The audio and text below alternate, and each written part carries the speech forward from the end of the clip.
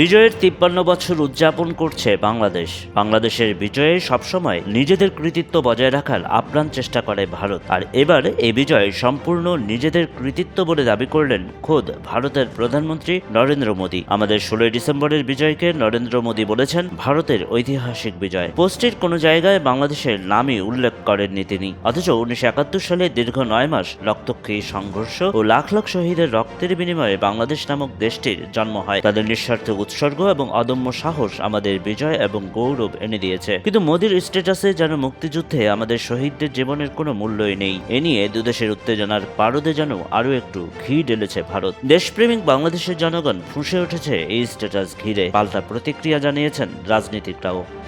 বাংলাদেশের বিজয় দিবসের দিনে নিজের ভেরিফাইড ফেসবুক পেজ ও এক্স হ্যান্ডেলে নরেন্দ্র মোদী লিখেছেন, আজ বিজয় দিবসে 1971 সালে ভারতের ঐতিহাসিক বিজয়ে অবদান রাখা সাহসী সেনাদের সাহস ও আত্মত্যাগকে আমরা সম্মান জানাই। তাদের নিঃস্বার্থ আত্মোৎসর্গ ও অটল সংকল্প আমাদের জাতিকে রক্ষা করেছে এবং আমাদের গৌরব এনে দিয়েছে। এই দিনটি তাদের অসাধারণ বীরত্ব ও অদম্য চেতনার প্রতি শ্রদ্ধাঞ্জলি। তাদের আত্মত্যাগ চিরকাল প্রজন্মের পর প্রজন্মকে অনুপ্রাণিত করবে এবং আমাদের জাতির ইতিহাসে গভীরভাবে গেঁথে থাকবে।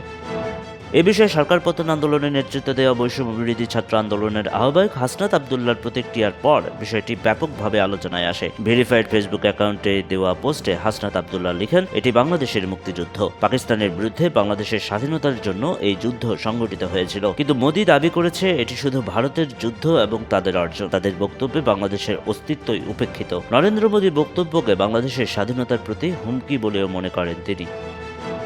বিজয় দিবসে ভারতের প্রধানমন্ত্রীর স্ট্যাটাস নিয়ে নৌ পরিবহন মন্ত্রণালয়ের উপদেষ্টা অবসরপ্রাপ্ত brigadier general doctor M Sakhawat Hossain বলেন, মুক্তিযুদ্ধ আমাদের, প্রাণহানিও হয়েছে আমাদের, এটা বিশ্ববাসী জানে। বেঁচে থাকা মুক্তিযোদ্ধারা এতে আহত হবে, কারণ 9 মাস আমরা রক্তপাতের মধ্যে ছিলাম। নরেন্দ্র মোদীর এই পোস্টের তীব্র প্রতিবাদ জানিয়ে বাংলাদেশের অন্তর্বর্তী সরকারের আইন উপদেষ্টা আসিফ নজরুল লিখেছেন, 16 ডিসেম্বর 1971 ছিল বাংলাদেশের বিজয়ের দিন। ভারত ছিল এই বিজয়ের মিত্র, এর বেশি কিছু নয়। শুধু আসিফ নজরুলই নন, সামাজিক যোগাযোগ মাধ্যমে ক্ষোভ জানিয়ে বহু মানুষ। সাধারণ মানুষের একাংশই প্রতিক্রিয়া জানিয়ে ফেসবুক কমেন্টসে লিখেছেন, একজন চাওয়ালার কাছ থেকে এরকম স্ট্যাটাস ব্যতীত আর কি আশা করা যায়।